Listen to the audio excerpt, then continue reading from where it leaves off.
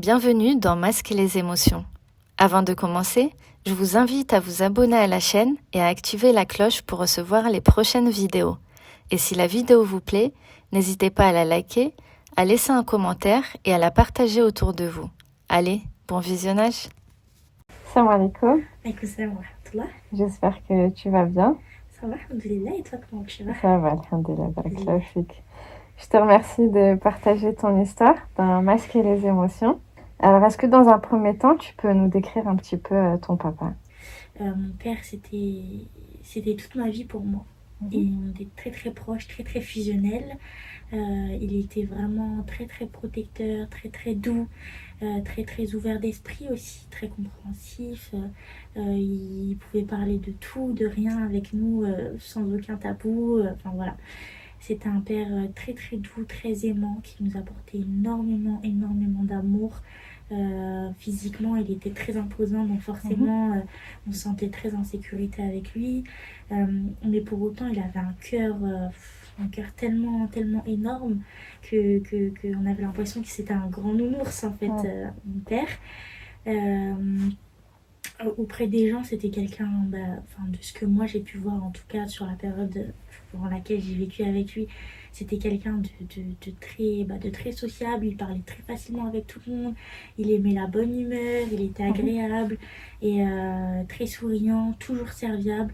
Il faisait toujours des bonnes actions, il aidait au maximum les gens, enfin voilà. Du coup, est-ce que tu peux nous parler de ce jour? Qu'est-ce qui s'est passé? Donc, tu nous as dit que tu avais 11 ans.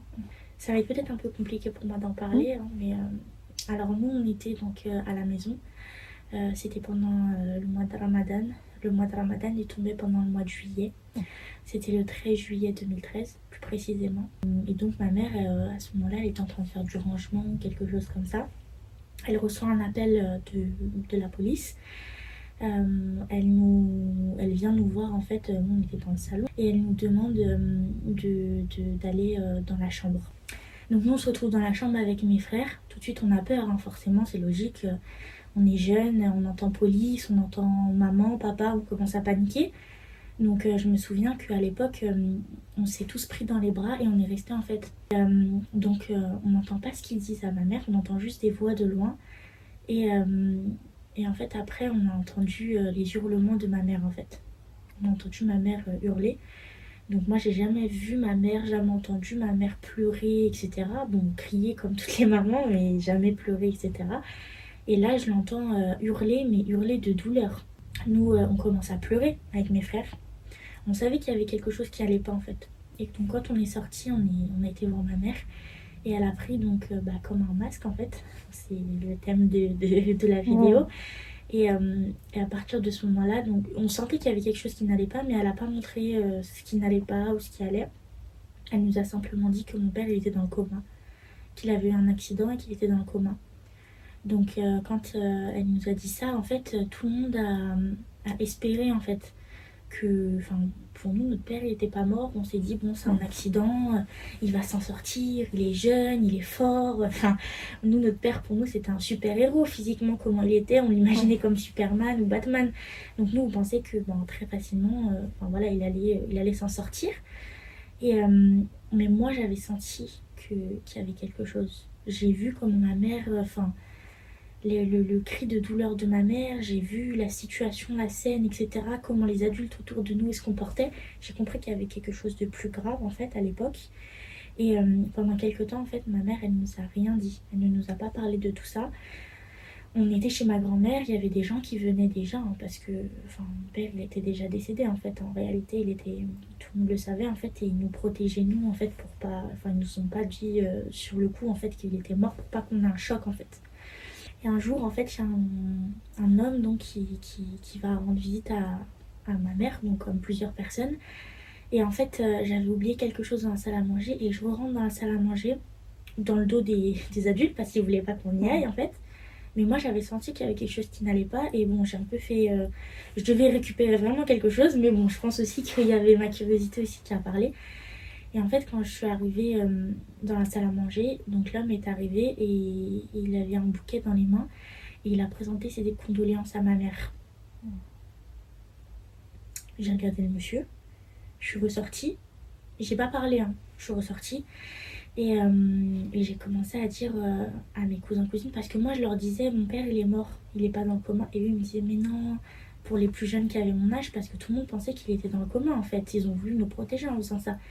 Et j'ai dit oui, j'ai été voir un adulte, je sais plus qui, et j'ai dit mais je comprends pas, on dit papa il est dans le coma, mais le monsieur il a présenté ses condoléances, normalement ça c'est quand les gens ils sont morts en fait.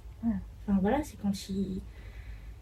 Et en fait, à la suite je crois que c'était le même jour d'ailleurs, on a donc notre directrice d'école qui est venue avec certains membres du personnel éducatif en fait, qui sont venus chez ma grand-mère en fait, et ils nous ont annoncé en fait que mon père était bien décédé, Allah yarhamou, que voilà, qu'il avait eu une crise cardiaque foudroyante en rentrant du travail dans la nuit en fait, et que il a eu du coup un accident sur la voie publique. Enfin, c'était pas vraiment un accident du coup parce qu'il est mort, et que bon, ils ont pas réussi à le ranimer en fait. Voilà. Comment tu as réagi quand on t'a annoncé son décès? Ça a été horrible pour moi parce que du début à la fin, comme on me disait qu'il était dans le coma, j'avais cet espoir en fait. Mais d'un autre côté, je savais qu'il était mort en fait. J'avais cette ambiguïté-là. Et quand je l'ai su, en fait, à partir de ce moment-là, ma vie, elle a totalement changé. Mais c'est comme si, en fait, ma vie, elle avait pris fin en même temps que celle de mon père, en fait. Et que je survivais à partir de ce moment-là. J'ai commencé à arrêter de me nourrir, etc. Je sais que dans l'islam, c'est quelque chose qui est très grave. Enfin, le suicide, etc. Mais sur le coup, en fait, j'avais qu'une seule envie, c'était de rejoindre mon père. Et à l'époque, je me souviens qu'il y avait donc une maman qui avait perdu sa fille d'un cancer quelques temps avant le décès de mon père, qui est venue me voir et qui m'a dit je sais que c'est dur, ça va être très très dur.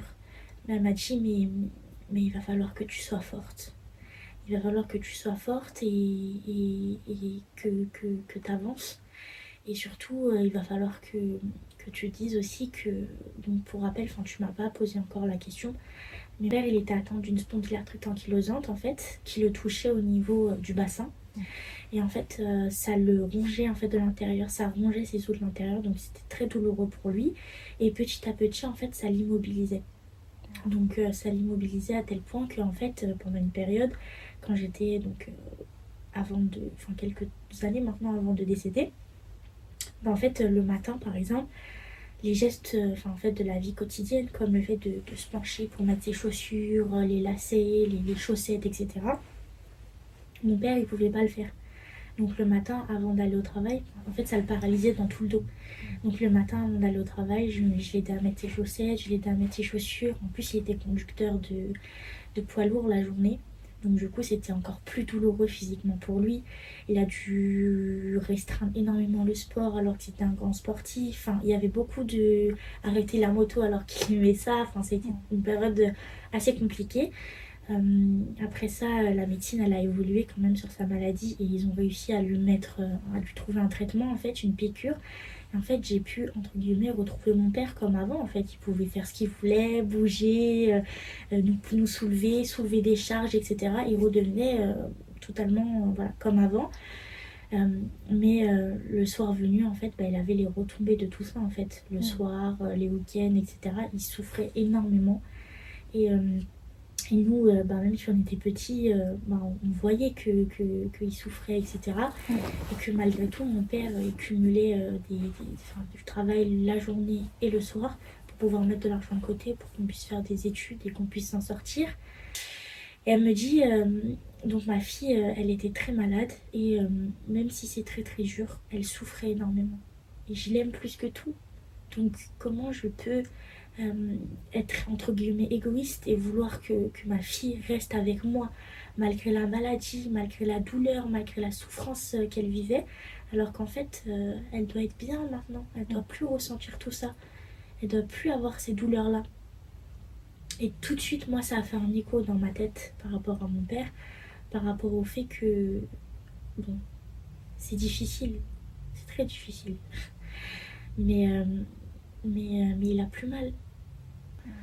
Donc Donc voilà, tu peux pas, entre guillemets, être égoïste et vouloir qu'il reste avec toi alors qu'il avait mal et que peut-être qu'avec le temps, enfin, c'est même pas peut-être, c'est sûr, avec le temps, c'est une maladie dégénératrice. Donc il allait aller de plus en plus mal et, euh, et voilà.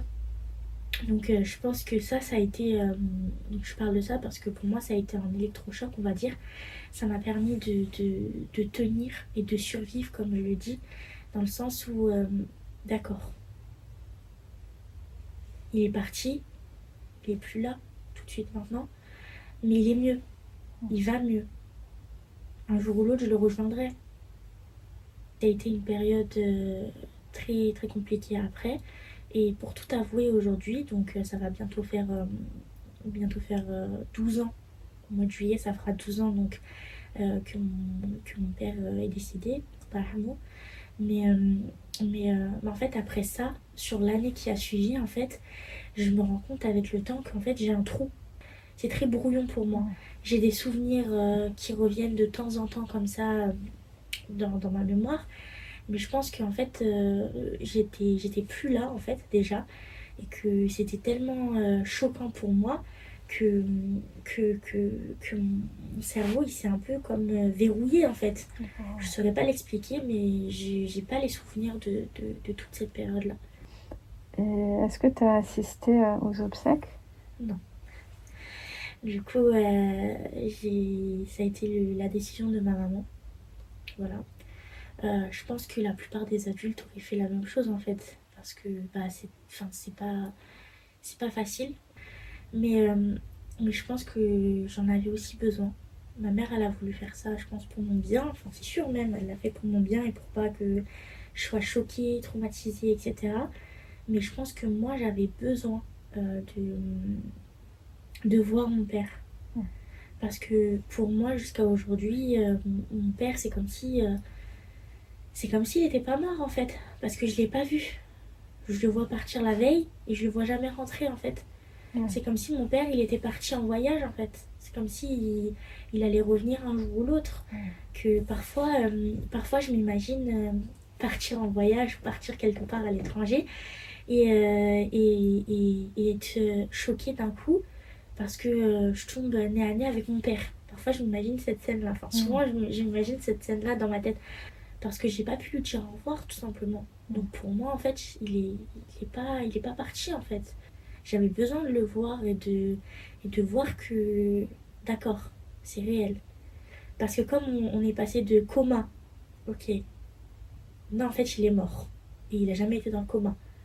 Premier mensonge entre guillemets, enfin, enfin, dans le cas là c'était comme ça faisait comme un mensonge, c'était pour nous protéger mais c'était comme un mensonge et juste derrière ok bah on l'a enterré mais j'étais pas là.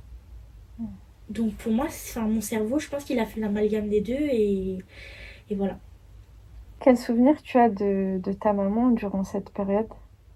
Très forte, très très forte. Ma maman, je la compare souvent et cette image, elle est juste.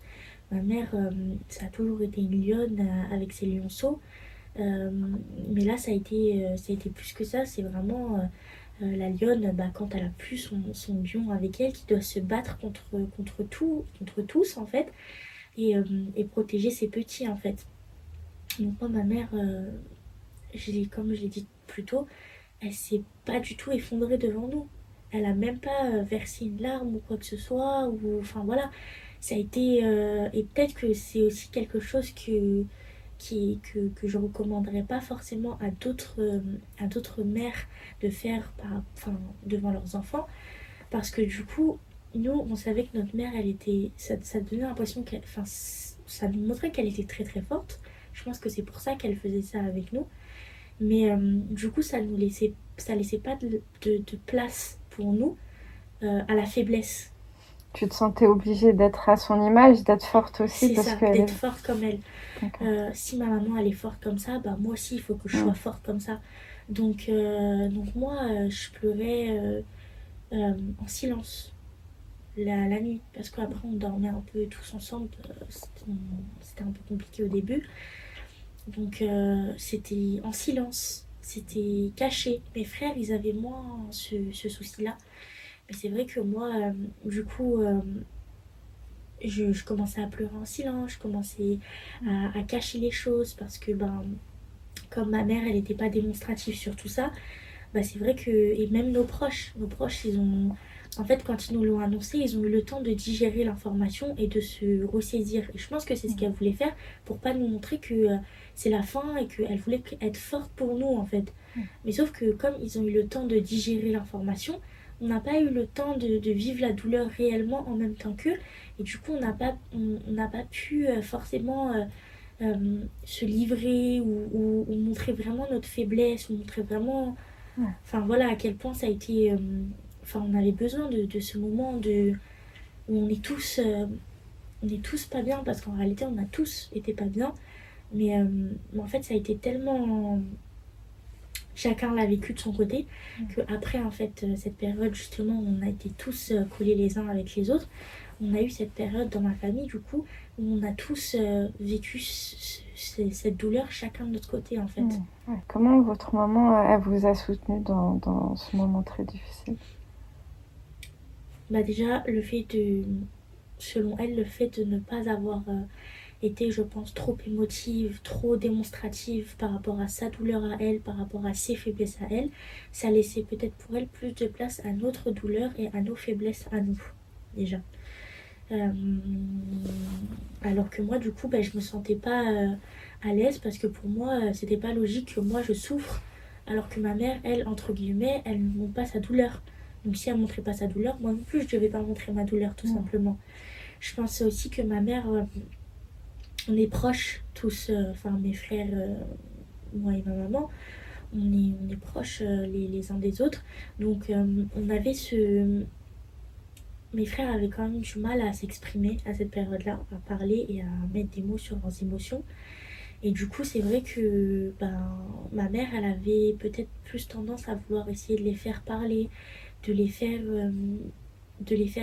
enfin d'essayer de comprendre ce qui se passait dans leur tête, ce qui se passait dans plein de choses. Plus il y a eu plein de choses qui se sont passées au niveau même scolaire, ça a eu un gros impact par rapport à mes frères, par rapport à plein de choses, etc.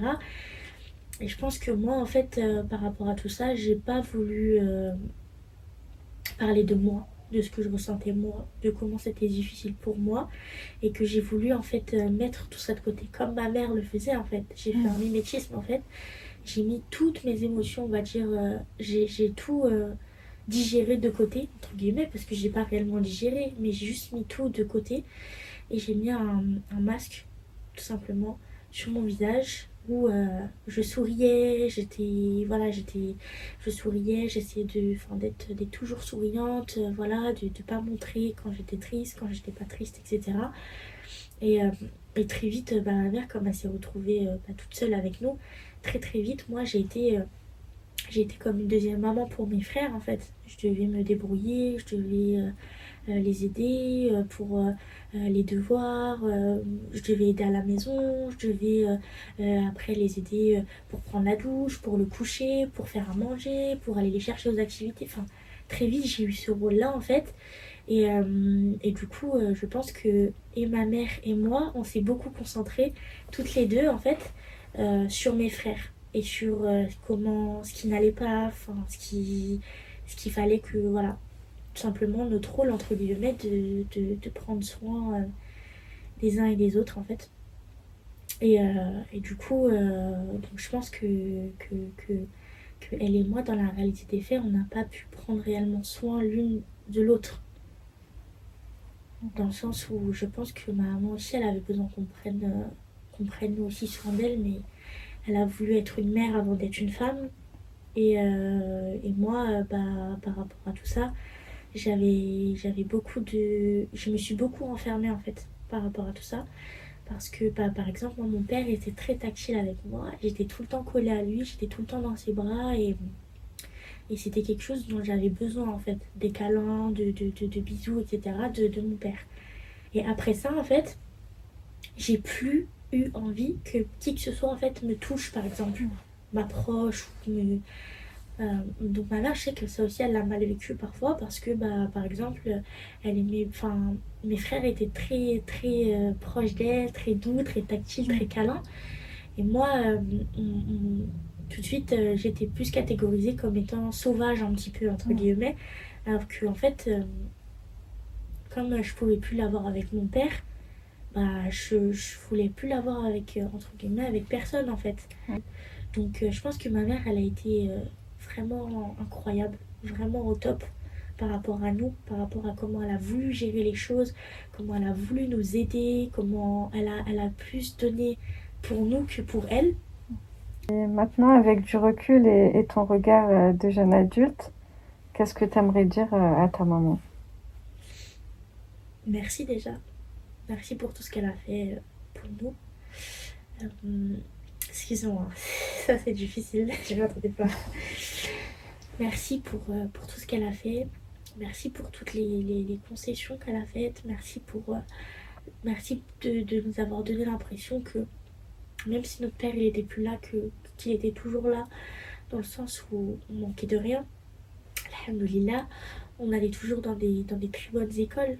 Voilà, elle nous payait toujours de très bonnes écoles pour qu'on puisse s'en sortir.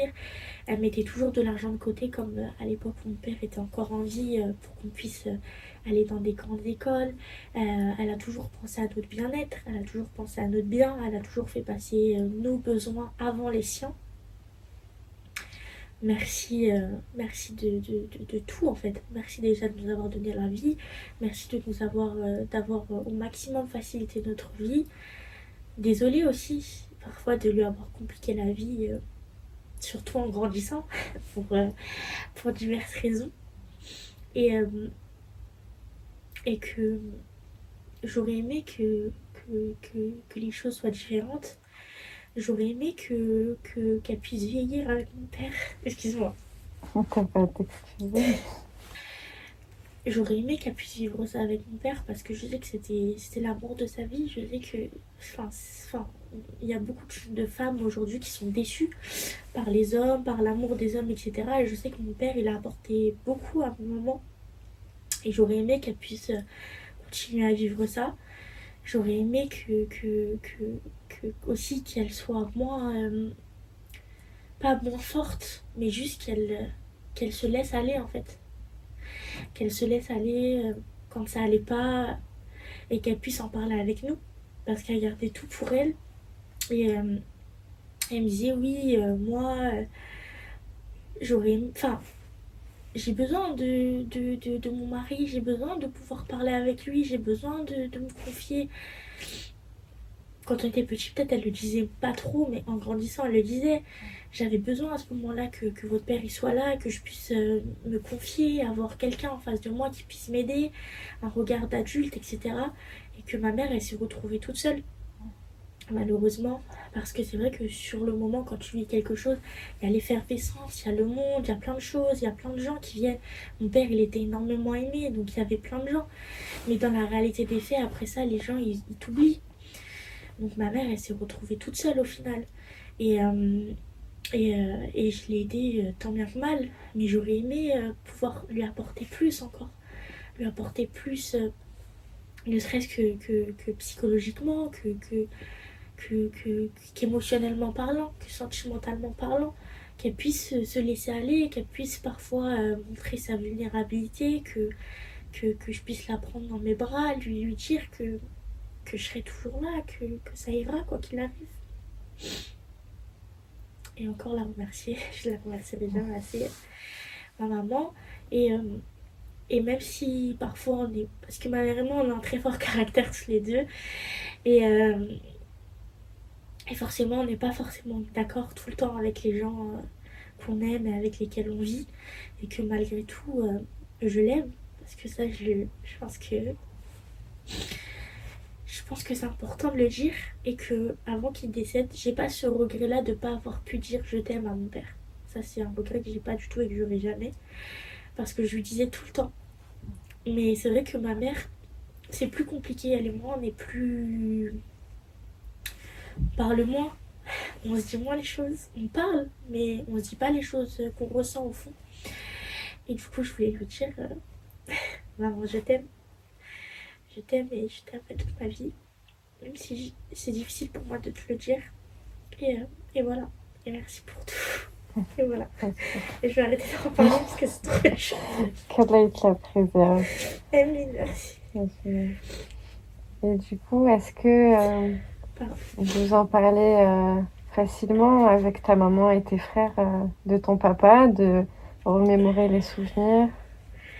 Alors, oui et non. En fait, on parle facilement des souvenirs de mon papa parce que mon papa c'était une personne à part entière. Enfin voilà, il y a plein d'histoires à raconter, d'anecdotes, etc. Et qu'avec mes frères, on est très intéressés, surtout en grandissant. Mes frères, ils ont besoin d'avoir l'image de leur père, l'image de l'homme, l'image de, voilà, de la présence masculine. Pour eux, pour grandir, pour comment ils ont envie de devenir plus tard, ils ont besoin de ça. Et moi, j'ai besoin d'entendre mon père, j'ai besoin d'entendre les souvenirs de mon père tout le temps, etc. Donc c'est vrai que il arrive parfois, enfin, quand on va être, plus le temps passe et plus on en parle facilement. Mais au départ, enfin, on va raconter des anecdotes, etc. Mais on va pas réellement parler de ce qu'on ressent, de ce qu'on a pu ressentir, de ce qu'on ressent aujourd'hui, de comment on vit, etc. Ça nous arrive très très très rarement. Et,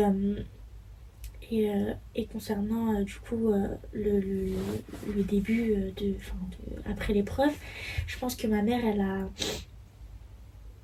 c'est sûr qu'elle a énormément souffert de tout ça. Et je pense que le souvenir, en fait, il était un peu trop... C'était trop à vif pour elle au début. Et qu'elle osait pas... Enfin, c'est pas qu'elle osait pas, c'est que c'était trop dur, c'était trop vif, ça ravivait trop de choses d'en parler. Tout le contraire de moi qui, au contraire, avait besoin justement pour survivre, pour supporter tout ça, de faire vivre mon père. Que mon père soit partout, tout le temps. Que je l'oublie pas, que je le vois tout le temps, que... Enfin, tu vois. Et aussi cette question de la culpabilité parfois que les gens ont, de se dire oui, moi je suis là, je suis en vie, la personne elle est plus là pour profiter, et ils s'en veulent, etc. Tu vois. Moi j'avais besoin que mon père soit tout le temps là, qu'il soit présent en fait. Je voulais pas qu'il soit plus là, je voulais pas qu'il soit mort. Parce que c'est vrai que j'avais entendu une phrase qui disait après ta mort en fait, euh, il y en a qui vont se souvenir de toi, il y a le souvenir de toi pendant quelques temps, et après les gens t'oublient. C'est comme si tu n'avais jamais fait de passage sur Terre en réalité. C'est vrai que cette vie elle est éphémère en réalité. Et moi j'avais besoin que mon père il soit pas juste un passage. C'était un être à part entière, c'était quelqu'un, il était très important pour moi, et j'avais besoin qu'il reste important en fait dans notre vie et qu'il soit omniprésent comme avant en fait. On ne parle pas par contre de nos émotions par rapport à tout ça, et ça c'est dommage en fait, parce que ça pourrait nous libérer de plein de choses et savoir un peu où on en est tous, etc. Avec mes frères, on le fait parfois. Enfin, j'ai cette chance en fait d'être très proche, alhamdoulilah, avec mes frères. Et donc avec mes frères, souvent, bon, on chamaille comme tous les frères et sœurs, on se dispute, etc. C'est normal. Mais des fois, on a des moments où on s'installe ensemble, on prend le temps et on parle. Ok, bon, il y a ce moment-là, t'as fait ci, moi ça m'a gêné. Ok, bah je m'excuse. Il y a ce moment-ci, ok. Il y a ça aussi qui s'est passé. Ah, tu te souviens de ça à l'époque? Pas forcément de choses qu'on a fait nous, hein, mais Oui, de choses ouais. qu'on a vécues, etc. Et qu'est-ce que ça fait aujourd'hui? Ok. Et parfois, même mes frères, ils me disent ah, tu radotes, parce que je répète les choses, mais parce que c'est des choses qui sont, je pense, trop. Qui m'énervent, qui me blessent, ou enfin, qui m'ont blessé, qui m'ont fait quelque chose. Et du coup, j'ai besoin d'en parler. Et c'est vrai qu'on extériorise à ce moment-là et qu'on parle, etc. Et mais c'est vrai qu'avec ma mère, on n'a pas ces moments-là réellement. Ou alors on va les avoir maintenant chacun de notre côté, mais pas forcément en parlant nous-mêmes. Se poser et parler de mon père, tous ensemble, on le fait, ça y a pas de souci. Mais s'installer tous ensemble et parler de nos émotions et de tout ça, ça on le fait pas du tout. Est-ce que des années plus tard, une fois que tu étais un peu plus grande, est-ce que tu as ressenti le besoin de comprendre pourquoi et comment ton papa il était décédé, de reposer les questions à ta mère? Oui, parce que pour moi c'était flou. Du fait qu'on m'a dit, bah, comme je l'ai dit précédemment, coma, puis mort. J'ai eu besoin de reposer des questions à ma maman, de faire des recherches. J'avais 44 ans à l'époque. On avait été voir aussi un cardiologue. Je lui ai posé des questions concernant tout ça. Et il m'avait expliqué aussi que la maladie, donc la spondylorthrite ankylosante que mon père avait, en fait, pouvait accélérer un peu le système cardiaque, etc., pouvait jouer un peu sur ça, et que effectivement, il était très possible, en fait, très probable, que la crise cardiaque foudroyante qu'il avait eue ait été, en grande partie en tout cas, euh, due à ça. Et après ça, du coup, j'ai voulu euh, cette fois-ci pas écouter forcément ce que ma mère me disait, mais j'avais besoin en fait de lire, tu sais, le compte-rendu du médecin légiste en fait. Comment ta vie d'adolescente et ton évolution se sont passées sans la présence de ton papa? Il y a eu un impact? Un très gros impact. Un très gros impact. Ça a été très très très compliqué. Très très compliqué pour moi tout simplement. Déjà j'ai eu une enfance magique, alhamdoulilah, enfin, parce que pour moi le coup l'enfance ça s'arrête à 11 ans, tu vois. J'ai eu une enfance magique. J'avais un père qui me regardait avec des yeux d'amour inconditionnel, quoi que je fasse. Donc je m'épanouissais dans tout ce que je faisais en fait. Et sur ma construction à moi en tant que personne, forcément quand ton père il te regarde avec des yeux d'amour, des yeux de plein de choses, et que enfin, tu te sens... T'as même pas besoin de te sentir belle ou de te sentir... Enfin, tu le ressens juste en fait au travers des yeux de ton père. Forcément, l'adolescence, tu changes physiquement. Juste si je parle physiquement, après je vais parler aussi du caractère et de plein de choses. Physiquement, euh, tu changes. Et là, t'as pas ton papa qui peut te rassurer, qui peut te dire ma fille, t'es toujours aussi belle, ma fille ceci, ma fille cela, t'es de plus en plus belle chaque jour. J'avais des gens qui me le disaient parfois, mais moi, ça avait pas d'importance, ça avait pas d'impact dans ma vie. Mon caractère, il change. L'adolescence, déjà, tu commences à devenir un peu plus... Bon, moi, je suis pas dans les... Enfin, je crois pas trop aux crises d'adolescence, etc. Je pense que ça, c'est aussi... Il y a les hormones, il y a plein de choses, mais qu'il faut savoir communiquer et savoir se contenir un minimum quand même. Mais moi, après le décès de mon père, je suis devenue invivable, entre guillemets. Je suis devenue invivable. C'est-à-dire que moi, je suis agréable comme personne, etc.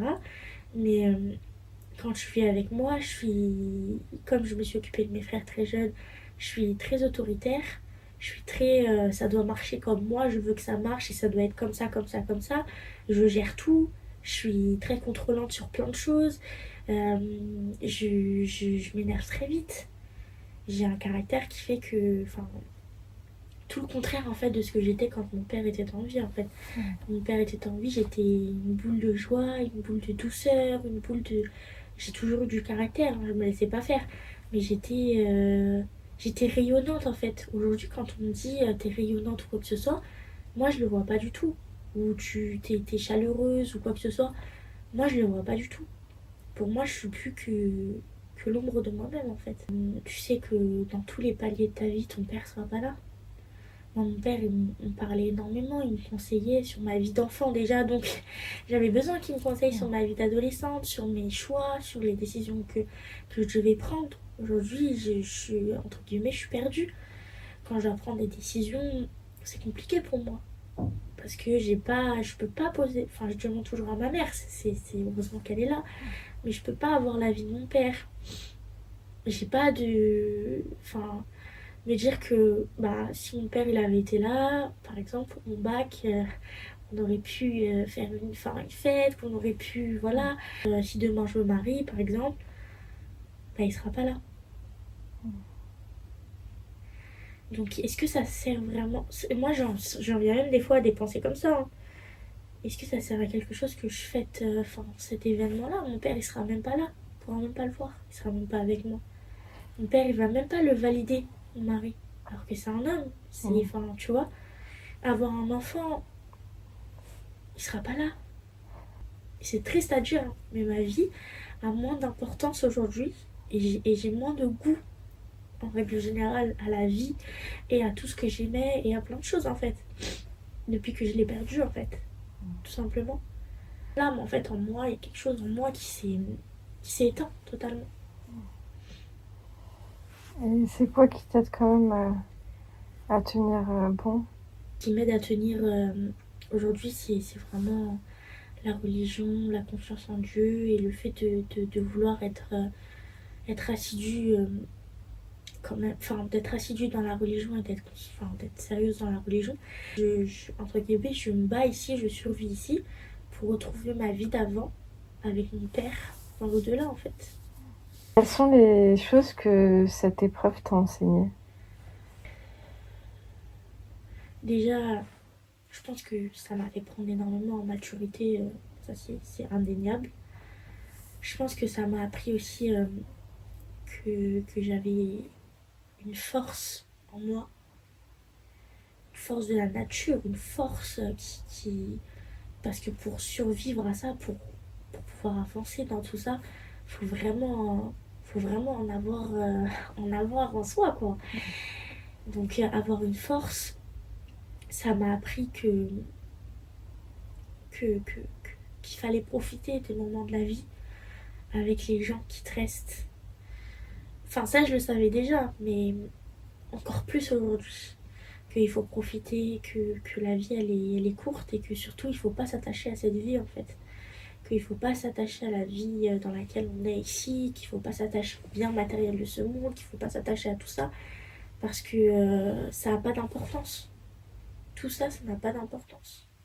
Et il faut penser en fait à sa vie future, à sa vie dans l'au-delà, la préparer, la préparer au maximum, se préparer à ce moment-là en fait, et, euh, et à mettre le maximum de chance de notre côté en fait. Et surtout, ça m'a énormément appris sur moi et mon relationnel avec Dieu. Euh, Au début, très compliqué ma relation avec Dieu dans le sens où ça a été un choc. Je me suis dit, mais qu'est-ce que j'ai fait de mal? Qu'est-ce que j'ai pas bien fait? Quel mot j'aurais dû employer? Pourquoi il me fait ça? Pourquoi Dieu me fait ça? Que Dieu me pardonne, hein, qu'Allah me pardonne pour ce que j'ai pensé, ressenti, etc. Hein. Et, euh, et je m'en suis. Enfin, j'en ai voulu. C'est très grave, hein, mais je l'en ai voulu énormément par rapport à tout ça, en fait. Parce que ma vie s'effondrait, parce que tout s'effondrait. Mais en réalité, qu'est-ce que c'est qu'une vie dans la réalité par rapport à tout plein de choses, tu vois? Et du coup, mon lien avec Allah sur ce coup-là, il a été ça a été très compliqué. Parce que quand on veut à quelqu'un, euh, pour quelque chose, et surtout quelque chose d'aussi vif, parce que pour moi c'était quelque chose de... Enfin, c'est très lourd hein, pour moi. Et de sans cesse retourner à lui, sans cesse faire des actions pour retourner à lui, sans cesse te faire pardonner, sans cesse essayer de gagner son amour, alors que tu lui en veux, c'est très compliqué. Donc faire ce travail de guérison déjà avec soi-même, ce travail de qu'Allah me pardonne, mais de vouloir pardonner aussi à Allah sur ce moment-là, quand moi je le vis à ce moment-là, pour pouvoir avancer et me rendre compte après de tout ça et avoir besoin de Dieu. Parce qu'à ce moment-là, j'avais besoin de Dieu. Allah, sur le coup, moi je l'ai pris comme le fait qu'il n'a pas voulu me donner son aide. Donc je demandais plus d'aide à personne en fait après ça. Après ça, j'ai plus voulu jamais redemander d'aide à personne. Même quand je suis dans des situations très compliquées, je me débrouille par moi-même. Je ne veux plus demander d'aide par rapport à tout ça. Et j'ai vécu d'autres épreuves dans ma vie après qui ont fait que, en fait, je me suis rendu compte que sans Allah, enfin, sans aide, sans demander d'aide, surtout l'aide d'Allah, je pouvais pas avancer dans ma vie. Juste avec moi, avec ma petite personne, même en travaillant dur, même en étant acharnée, en travaillant 24 heures sur 24, je pouvais pas réussir et voilà. Donc ça m'a appris énormément de choses. Si tu pouvais donner un conseil, que ce soit à des femmes qui deviennent veuves et qui vont avoir la charge à elles seules de leurs enfants ou à des enfants qui perdent leur papa, qu'est-ce que tu leur dirais? Pour les mères qui vont perdre, qui pourraient être, enfin, qui sont veuves ou qui deviendraient veuves, peu importe, déjà un grand courage à toutes ces femmes-là, parce que c'est pas une épreuve facile. C'est pas la chair de leur chair, mais pour autant c'est les amours de leur vie, c'est plein de choses en fait. C'est des liens inconditionnels et c'est une vie basculée, c'est une vie qui se brise, c'est une vie qui, voilà. Ce que je pourrais leur donner comme conseil, c'est de continuer à se battre, toujours se battre, de s'en remettre à Allah subhanahu wa ta'ala, parce qu'encore une fois c'est le meilleur planificateur. Et c'est lui qui sait à quel moment il va t'accorder quoi et pourquoi, et encore mieux que ce que toi tu espérais. Il sait des choses que nous ne savons pas. Il entend des choses que nous n'entendons pas. Voilà.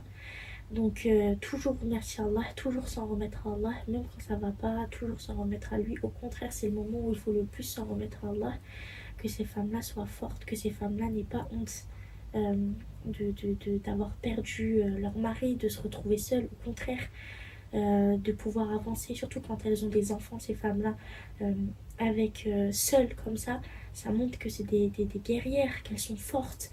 S'autoriser à l'intérieur à prendre soin de notre foi intérieure, prendre soin de nous à l'intérieur, de nos vulnérabilités, de notre fragilité, et surtout quand on a des enfants, de partager aussi. Pas tout, on ne peut pas tout partager, surtout ça dépend les âges, etc. Tout dépend de la maturité aussi des enfants, mais partager avec eux, transmettre, même si c'est un bout de tristesse, c'est pas grave, ce sera quand même une transmission et lui il pourra en faire ce qu'il a envie d'en faire, se relever et pas se laisser abattre. Et pour les enfants qui perdent un de leurs parents, que ce soit père, mère, peu importe, déjà qu'Allah vous facilite, même si c'est difficile, même si c'est normal, c'est malheureux à dire, mais ça ira pas mieux. Je préfère le dire sincèrement, ça ira pas mieux. Dans le sens où plus le temps va passer et plus le manque va se renforcer. De jour en jour, d'année en année, de seconde en seconde. Mais il faut être fort.